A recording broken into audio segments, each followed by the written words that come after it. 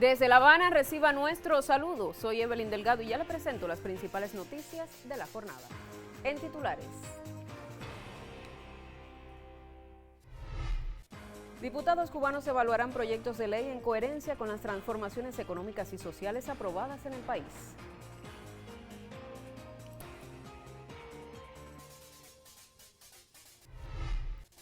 Líderes y organizaciones de solidaridad mundiales mostraron apoyo a la isla con motivo de la gesta del Moncada. El presidente cubano Miguel Díaz-Canel agradeció el apoyo de todos los que marcharon por Cuba este 26 de julio.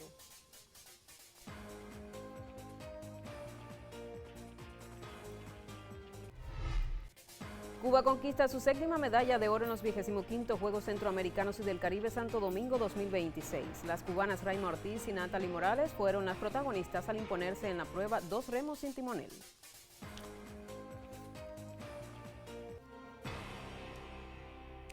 Iniciamos ya con las informaciones. Como parte del ejercicio legislativo cubano, importantes proyectos de ley entrarán en el venidero séptimo periodo ordinario de sesiones en esta 10ª legislatura de la Asamblea Nacional del Poder Popular. Nos informa la periodista Isabel Díaz González. Con la evaluación por los miembros del Consejo de Estado de los proyectos de leyes que se presentarán en el venidero séptimo periodo ordinario de sesiones de la Asamblea Nacional del Poder Popular, se alistan los detalles para este periodo que iniciará el 29 de julio. Amplios debates que incluyeron al proyecto de ley de tierra agropecuaria y forestal.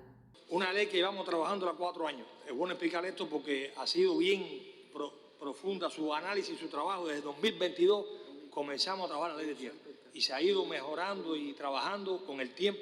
Después regresó con los temas de las transformaciones para bien y se profundizó más en cambios fundamentales. Que la entrega de tierra ya en concepto de usufructo a favor de micros y pequeñas empresas no llevan un objeto social, es a todos los alturas que quieran trabajar el campo, pueden trabajar el campo. Que el área no tiene límite ni el tiempo, según el proyecto que respalde lo que estamos haciendo. Por su parte, el ministro de Trabajo, Jesús Otamendi Campos, se refirió al Código del Trabajo como un proyecto de ley que será evaluado en el séptimo periodo ordinario de sesiones de la Asamblea Nacional del Poder Popular en su 10ª legislatura. Una participación de más de 2.014.338 trabajadores, un tema también positivo, que ha sido una ley que ha tenido un amplio proceso de debate. Se recibieron 96.250 propuestas que fueron analizadas minuciosamente con las organizaciones sindicales, con el grupo de trabajo. Nosotros lo otro en lo que hemos estado insistiendo es que incluso las propias transformaciones económicas y sociales que se presentaron hoy aquí por el primer ministro y han sido ampliamente debatidas, estén en total sintonía, que haya coherencia en los mecanismos de participación, en los mecanismos de toma de decisiones. En otros puntos se examinaron el proyecto de ley del sistema de identidad personal y domicilio de organización de la Administración Central del Estado y la propuesta de ley de la vivienda. El proyecto tiene 16 capítulos, 190 artículos y 3 disposiciones especiales. Tiene 3 reglamentos, los que están elaborados, que hay que hacer alguna precisión cuando se vea en la Asamblea Nacional, que es el reglamento general, el reglamento de la propiedad horizontal y el reglamento de las cooperativas de vivienda.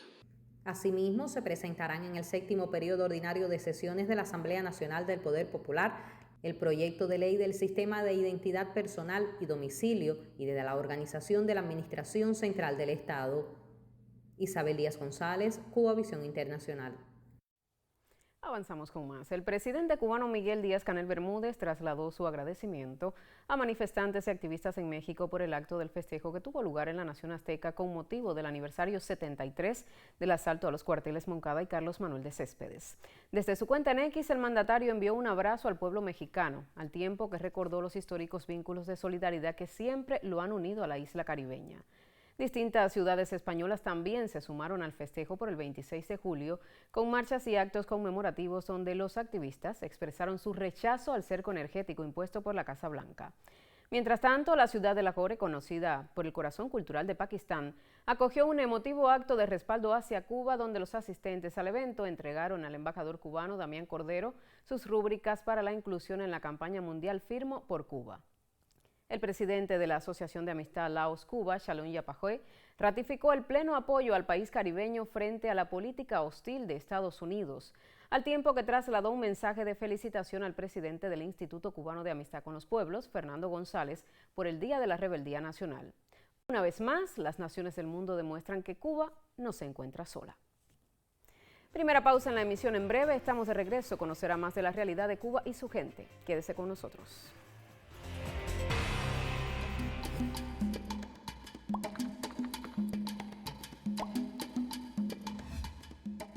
Nosotros produciendo podemos exportar, podemos importar y podemos tener otras cosas que no tenemos hoy. Es decir, que nosotros hoy lo que el llamamiento es tratar de unirnos y tratar de que el bloqueo deje de existir con el objetivo de que nosotros podamos producir en paz.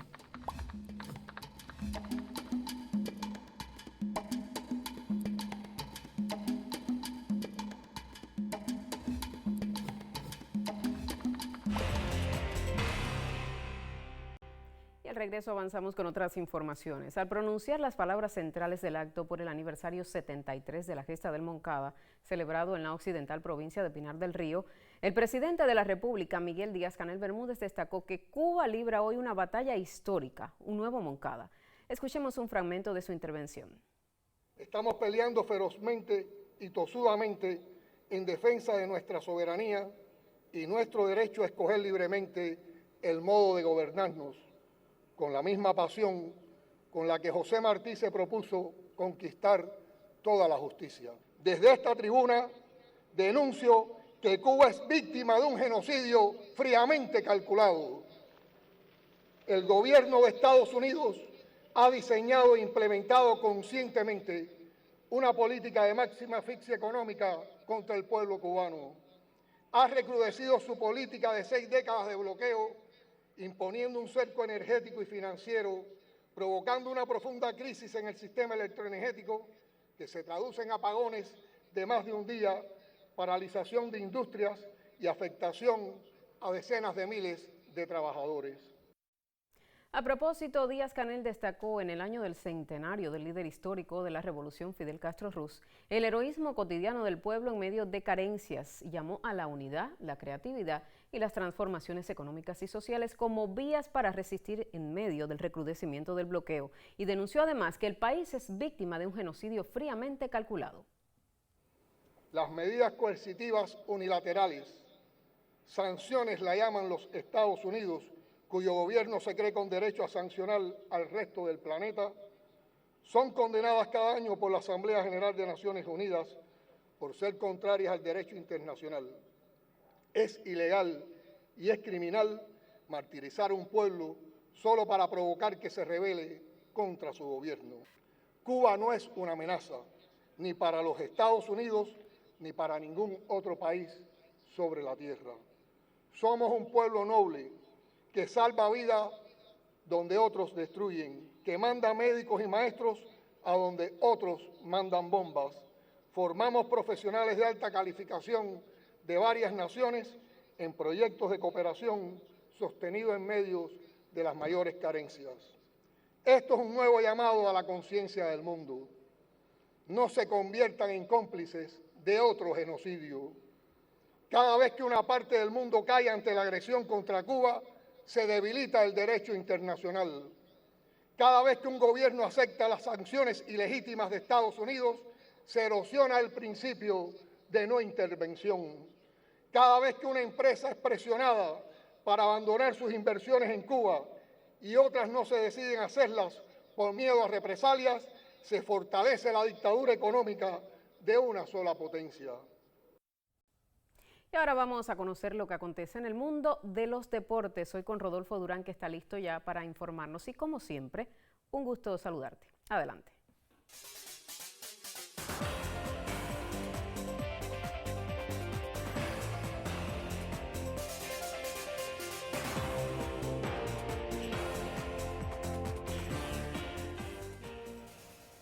Muchísimas gracias, Evelyn. Un saludo para ti, por supuesto para todos los amigos que están con Cuba Noticias. Vamos con detalles, los más recientes de los Juegos Centroamericanos y del Caribe.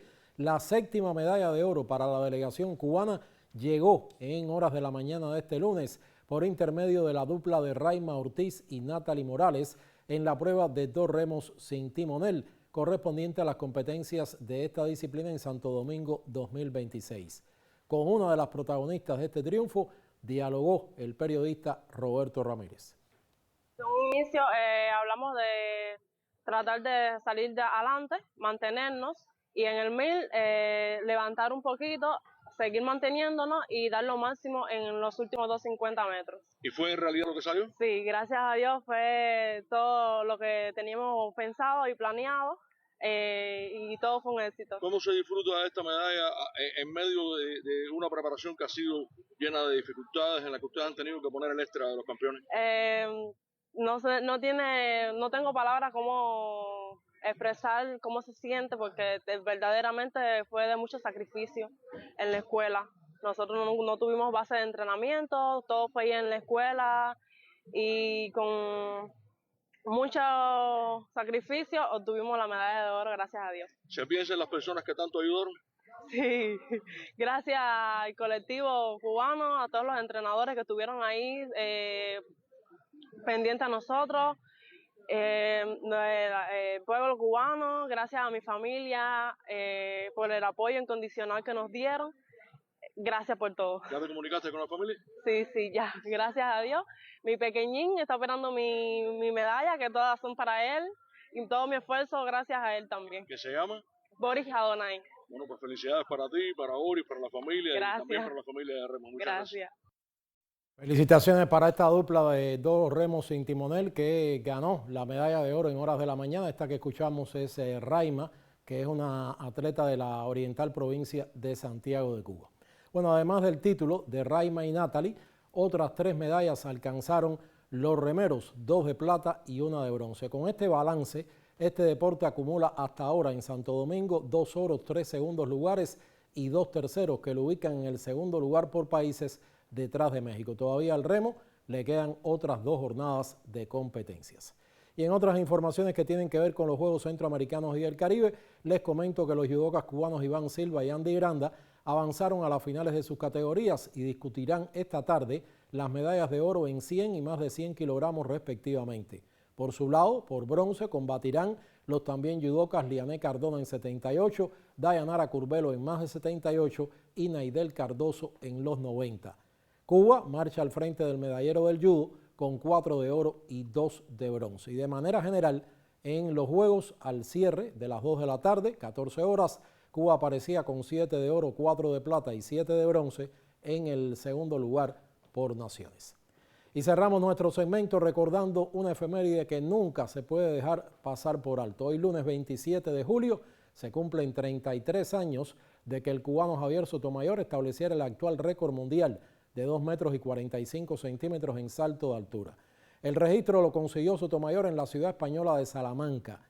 En esa misma urbe había alcanzado otra marca del orbe el 8 de septiembre de 1988 cuando superó los 2.43. En Cuba Noticias rememoramos el registro de 1993 que se mantiene vigente en el atletismo mundial. Atención, Javier Sotomayor, récord del mundo, 2.45. ¡Wow! ¡Récord del mundo! ¡Récord del mundo! Vamos a ver Salamanca vuelve a la historia. Salamanca a la historia. Vamos a ver la comprobación. ¡Qué enorme alegría! ¡Qué enorme alegría! ¡Récord del mundo! Javier Sotomayor ha vuelto 5 años después en Salamanca y Salamanca que se dispara. ¡Que se dispara!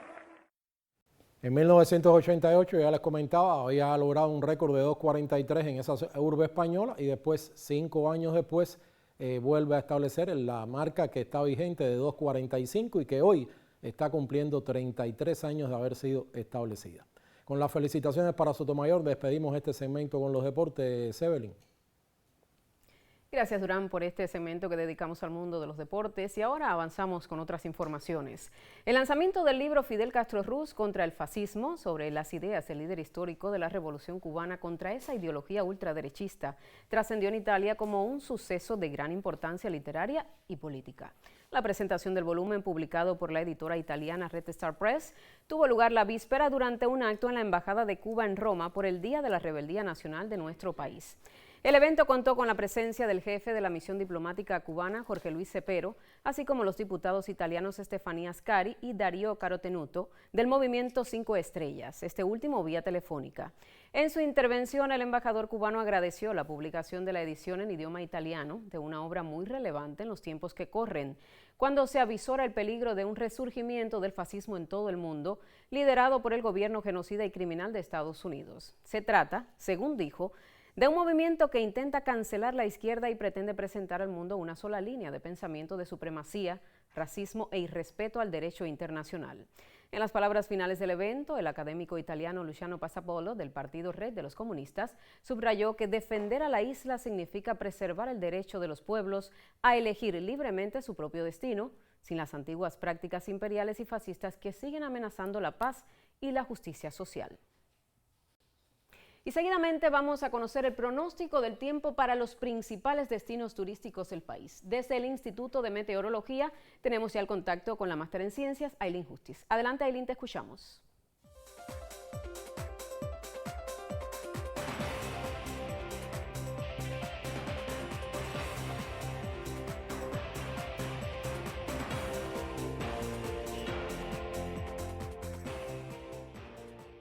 Muchísimas gracias, qué gusto siempre saludarte y el saludo también para todos los que están en nuestra compañía. Las condiciones del tiempo en Cuba se mantienen propicias a las precipitaciones. En las últimas horas fue también favorable la ocurrencia de chubascos y tormentas, sobre todo en localidades del occidente y centro de Cuba. Han estado relacionadas a la presencia de una muy bien estructurada baja a unos 10 kilómetros de altitud, pero que por su posición y su influencia en nuestra área ha estado aportando inestabilidad y también algo de humedad, combinándose con otros factores que son propios del verano y estimulando las lluvias que puntualmente resultan significativas en un corto periodo, que también vienen acompañadas de abundantes descargas eléctricas, de vientos fuertes en racha, y no se descarta también de manera puntual la caída de granizos. En estas próximas jornadas, las condiciones del tiempo continuarán con cierta similitud. En las primeras horas del día, sol y algunas nubes en occidente. A partir del mediodía se incrementarán los nublados con chubascos, lluvias, tormentas eléctricas puntualmente fuertes y extenderse también en algunas localidades hasta horas de la noche. En los destinos turísticos de la región central también será un amanecer de sol y algunas nubes. A partir del mediodía, el incremento de la nubosidad, y por la tarde los chubascos y las lluvias en Cayo Santa María, en Trinidad y en menor medida para Playa Santa Lucía en el norte de Camagüey. Mientras tanto, en la parte oriental también será una jornada de poca nubosidad al amanecer. Por la tarde estará parcialmente nublado y se nublará puntualmente en las ciudades de Bayamo y Baracoa, con aislados chubascos y tormentas eléctricas. Las temperaturas en toda Cuba elevadas entre 32 y 35 grados Celsius y pueden llegar hasta los 36 grados en algunas localidades. A las 6:28 el sol saldrá por Punta de Maicí en el extremo oriental y a las 8:23 de la noche se pondrá por Cabo San Antonio. Mientras tanto, la luna sigue avanzando en su fase de cuarto creciente. En resumen, será otra jornada en Cuba de chubascos y lluvias por la tarde asociados a las condiciones propias de esta época de verano. Yo regresaré en otra emisión. Hasta entonces, como siempre, tenga un excelente día. Gracias, Ailín. Y del acontecer cultural le informamos que la 18ª edición del Festival Internacional Timbalaye, la Ruta de la Rumba, propone como tema este año el cimarronaje y se dedicará al aniversario 60 de la primera edición de la novela testimonial Biografía de un cimarrón del Dr. Miguel Marnet. Timbalaye comenzará su recorrido por toda Cuba a finales del mes de agosto. Tenemos los detalles en el siguiente reporte. La vida de un solo hombre puede describir pasajes de la historia patria, ilustrar esencias espirituales de un pueblo. Esteban Montejo fue el último cimarrón cubano vivo del que hubiese constancia en el año 1963. Su testimonio fue salvado del olvido por el entonces joven antropólogo Miguel Barnett. Esteban Montejo es una entidad espiritual para mí ya. Deja de ser un personaje de un libro. Es una entidad que tiene una dimensión, como diría Carlos Castaneda, mágica, ¿no? Una dimensión gnoseológica, espiritual. Y es más que un personaje de un libro, es algo que es como algo que me acompaña siempre, ¿no? Biografía de un cimarrón, novela testimonio, ya cuenta con 90 ediciones internacionales. Resulta un libro de culto de incuestionables valores antropológico, etnográfico y literario. Yo indagué no solamente en su mundo práctico, etnográfico, en su mundo cotidiano, sino también en sus recuerdos. Y él era un hombre que a los 103 y 104 años tenía una mente realmente prodigiosa. Pero cuando él empezó a hablarme de Ogún, de los Congos y de Malucía y de todos esos personajes mágicos que están en el libro, yo dirigí la entrevista hacia cuestiones metafísicas, digamos, que es lo que, en mi opinión, hace del libro un libro raro, ¿no? Un libro no común. Barnett, el poeta, el investigador, el discípulo de Fernando Ortiz, inmortalizó la voz de Esteban y su manera de vivir e interpretar el mundo, y a través de él, la de esos negros esclavizados, la de aquellos cimarrones cuyos ADN están impresos en el mapa genético de la nación, y su espiritualidad en la identidad cubana. Ese estoicismo, para hablar de la antropología filosófica, ¿no? Ese estoicismo que yo vi en él, esa cosa de vivir esa vida dura, terrible, cruel, y resistir con ánimo, con humor, eso me dio una fuerza a mí para siempre.